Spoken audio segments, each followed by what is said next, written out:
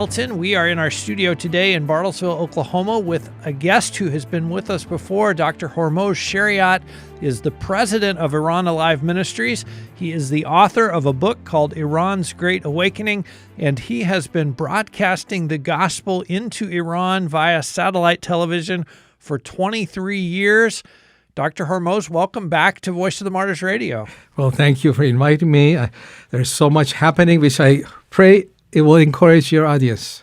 We are going to be encouraged, and we're also going to equip people to pray, especially for what is happening in Iran, because as you say, there is so much happening there. You have said Iran is no longer an Islamic nation. And I look up, on the World Factbook or online, and the official name of the country is the Islamic Republic of Iran. So you better explain that to us. How can you say that Iran is no longer an Islamic nation? Well, when I said that, because of my experience, I'm working with the people of Iran daily. I'm in touch with them. I evangelize them. I answered their questions. So I came up with that about 5-6 years ago, saying Iran is no longer an Islamic nation. And I got such a negative reaction. I said, are you crazy? Just Google. Iran is 98% Muslim. I said, I know, but I don't see that. Now I'm bold. Why? Because there was a very scientific survey research done by 2 university professors 2 years ago. They asked over 50,000 Iranians, what do you believe? And can you believe it? Less than one-third said we believe in Islam. Wow. So Iran is no longer an Islamic nation. So you say, how about the rest? Another one-third said either God is not relevant to my life, is not important, or there is no God. And the last one-third were looking all over the place. They were looking at New Age religions, Eastern religions, all kinds, and Christianity, of course, but everything but Islam. They're not looking for Islam. How much of a role did the government play in that number? Because, we think back to 1979, the Islamic Revolution. The government has said for the last 40 plus years, we're going to do everything according to Islam. We're going to run the country exactly how the Islamic teachings tell us to run it. And here we are, and less than a third of the people would still say, yeah, I believe Islam is real. What are the factors that have led to that? It's over 40 years of Islamic rule. Iran is the only country in the world led by clergy, Islamic clerics, and that for over 40 years. So as you mentioned, they did implement Islam in every aspect of life. If we know about Islam, it's not just the religious laws. It has political laws. It has personal laws you have to follow. Pardon me, I have to say they have laws for your bedroom. They have laws for your bathroom.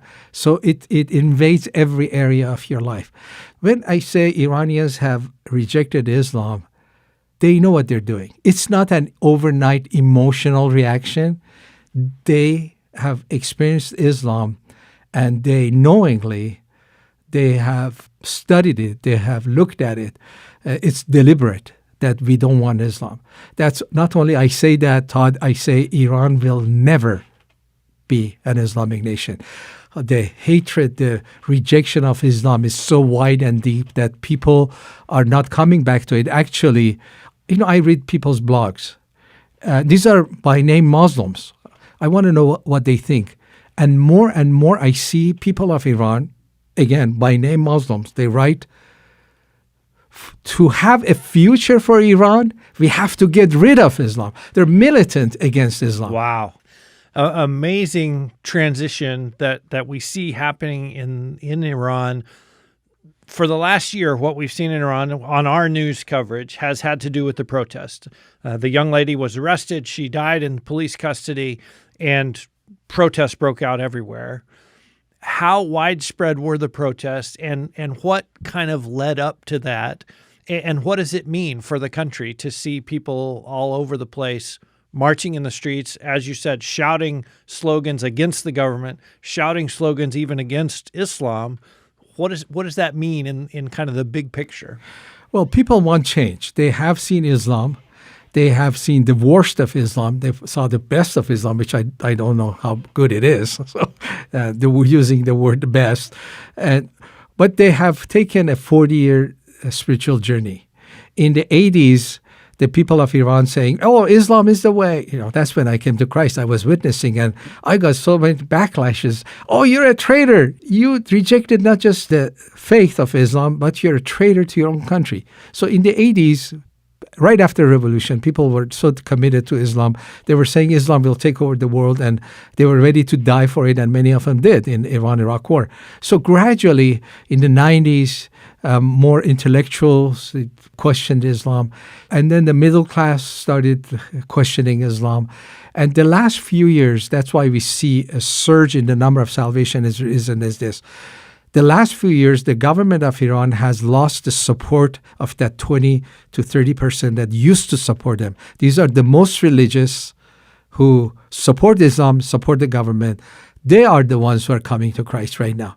The last year, have had so many testimonies of people saying, "Oh, my uncle, he was such a religious, fanatic Muslim. He wanted to turn me in. 6 months ago, he wanted to turn me in. Now he's a Christian." How significant is it that this has been a protest around women? I mean, a young woman is killed. That sort of launches the protest. The protesters are shouting, "Women, life, freedom." Why is that so significant within the context of Iranian culture? Yeah, that's a historical movement led by women. I mean, they are at the forefront. Now thinking why it happened, because women are the most oppressed in Iran and in Islam in general. But in Iran, the Islamic faith is into the law. It's by law that women are being discriminated against. So, and we know our beloved Jesus, he gives grace to the oppressed. He came to set the captives free and the oppressed. So I'm not shocked that he gives us extra grace for the women. And they don't have much to lose. And when they come to Christ, they gain so much. They gain the Holy Spirit. They gain value. They become daughters of the Most High King, and they become so activated to come up. So this is what we did. Okay, there are women, life, freedom. I did a series of sermon messages on that. The value of women in Iran. But the women are so oppressed. They're on streets. "You want to kill me? Kill me. I don't have any future anyway. Wow. I don't have any value." They started 5 years ago. They started this thing. It was not just last year. It was 5 years ago. They started coming on streets without the covering to tell the government, "You cannot control my clothes. You cannot force me to wear what you want me to."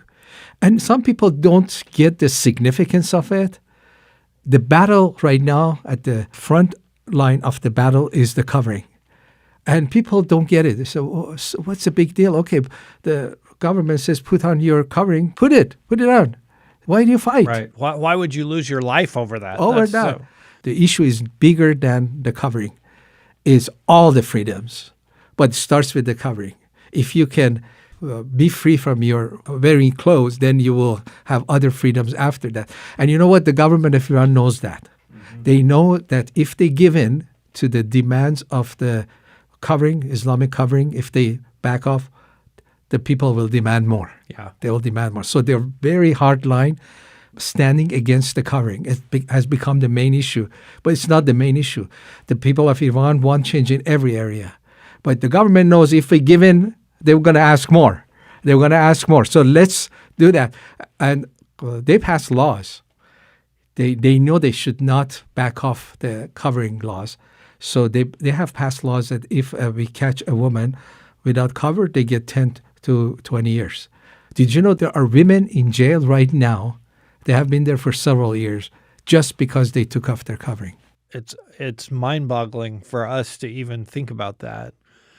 We're talking this week on Voice of the Martyrs Radio with Dr. Hormoz Shariat. He is the president of Iran Alive Ministries.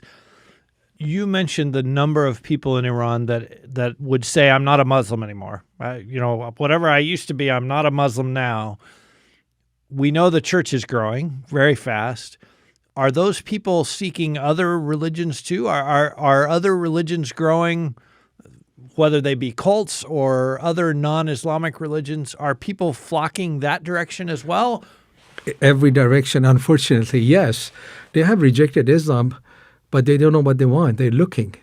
New Age religions are attractive. No religion is very attractive, very secular. saying we don't want religion. Our own mind, my own philosophy of life, my own definition of morality is better than mullahs. And you know what? They're right.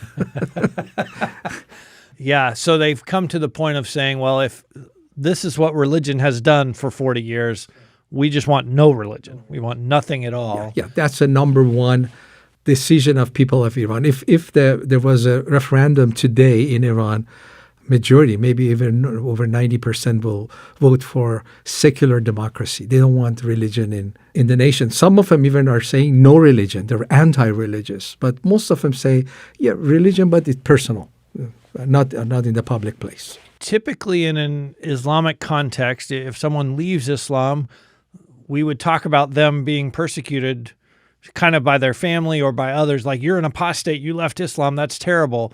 It sounds like from what you're saying, that's not really true in Iran. Like if you leave Islam, everyone's like, oh yeah, I can see why you did that. That's so true, Todd. Iran is different from other Islamic nations in several ways. And one of them is that in other Islamic nations, persecution usually comes by friends and family members, not in Iran.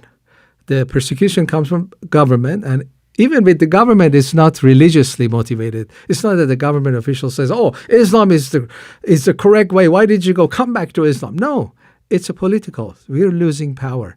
So as you shared, this is amazing in Iran. When somebody comes to Christ, rarely you see persecution family. Very, very rare. Most often, the rest of the family either come to Christ or they say, good for you. I'm not interested. But I'm happy you found something. Yes. Which is, like you say, is so unique in the Islamic world. That's right.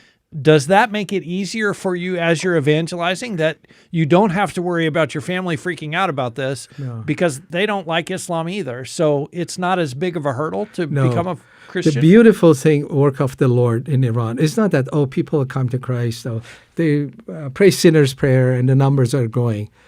It's not an easy believism. And in the West, sometimes we say, just repeat this prayer, you become a Christian. And there is no life change in them. In Iran, if you become a Christian, you may pay by your life. So it's very serious. Now, we talk about miracles. There are many miracles happening in Iran. But I think the greatest miracle is when somebody's life is changed dramatically overnight. And everybody around them, they notice that. You used to be angry, used to be disrespectful, used to be suicidal. What happened? This was 2 days ago. I see you're happy. The parents say, you used to be so disrespectful to me. Now you're calm. Let me share this story. This family, the woman called me and I said, how did your family come to Christ? He said, through my son, 12-year-old son. Did he share the gospel with you? No. What? Did he become Christian and share the gospel? No. So tell me what happened. She said, I have 2 kids. They will get involved in the fight, take sides and all. It's just no peace, no joy in our family.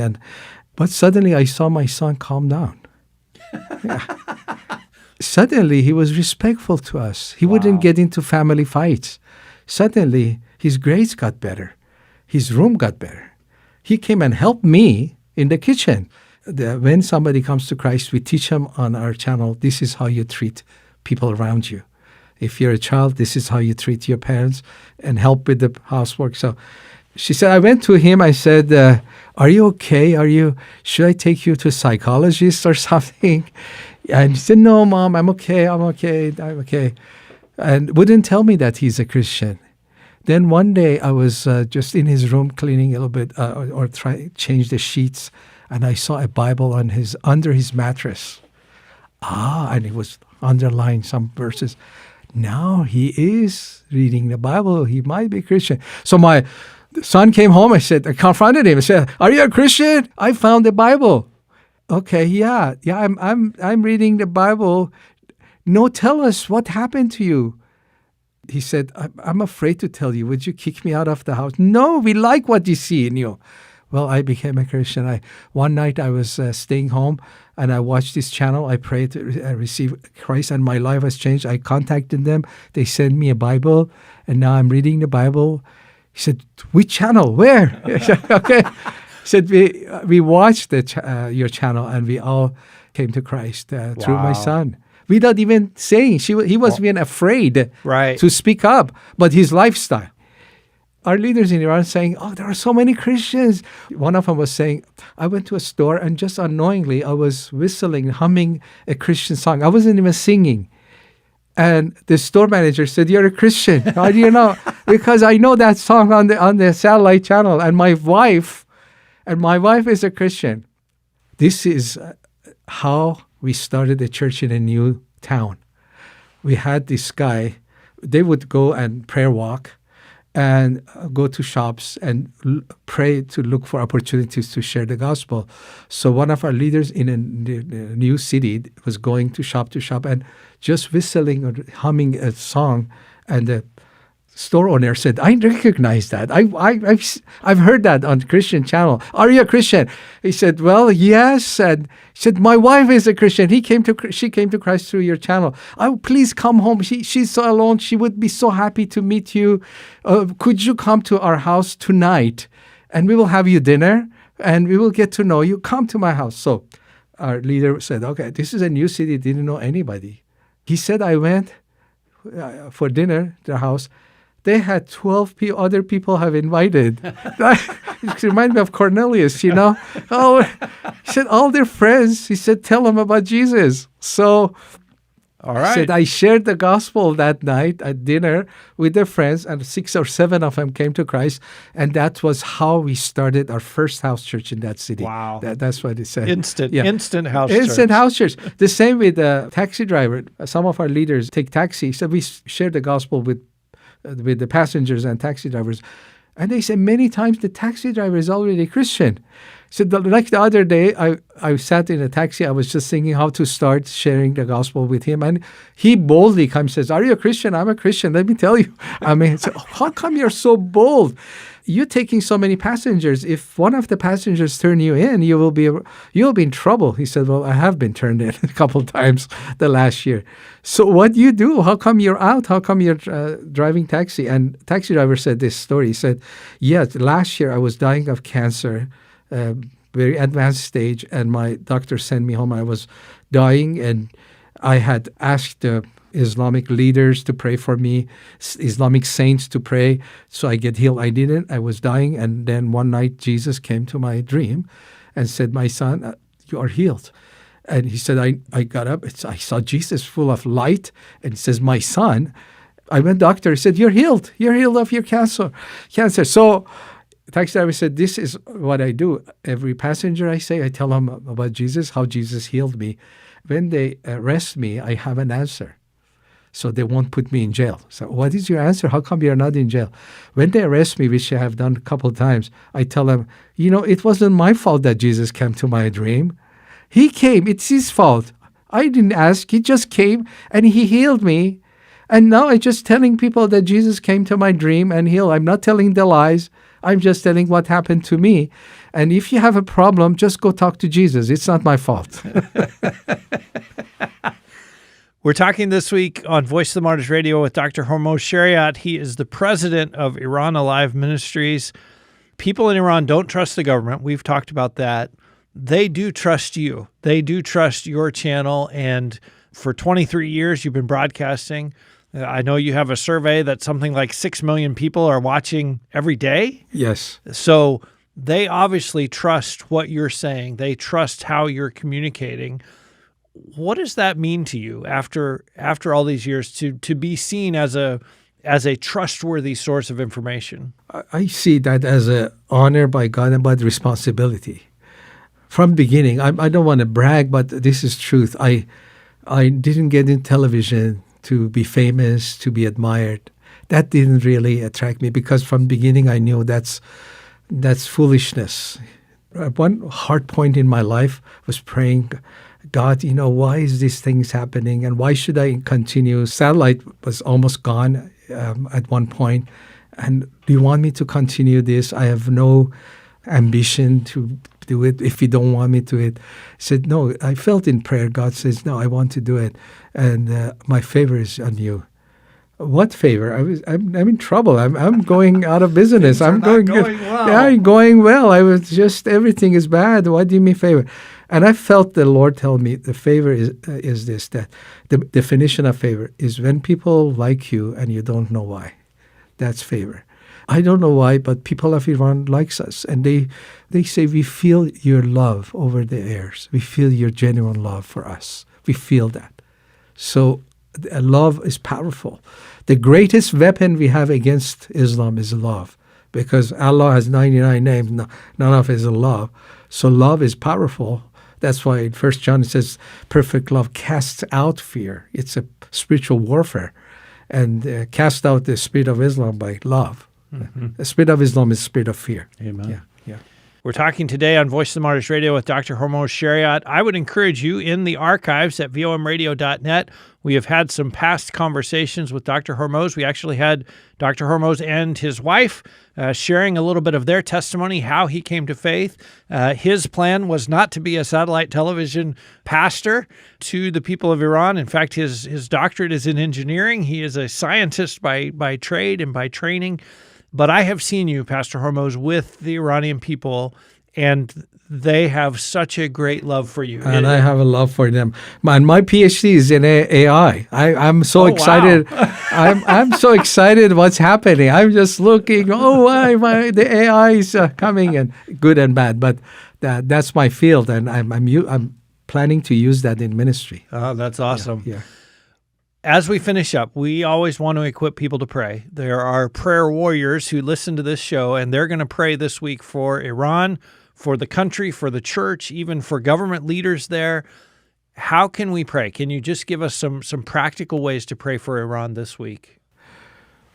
Every Christian is in a spiritual warfare. All of us are.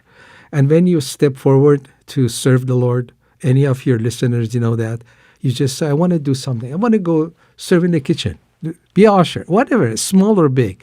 You get in a higher spiritual warfare. The enemy wants to stop you. But when you confront the spirit of Islam, especially the Prince of Persia, Daniel 10, we are confronting Prince of Persia. So there is a high level of spiritual battle over our bodies, over our families. We need that prayer and unity. We do fast and pray constantly for these items.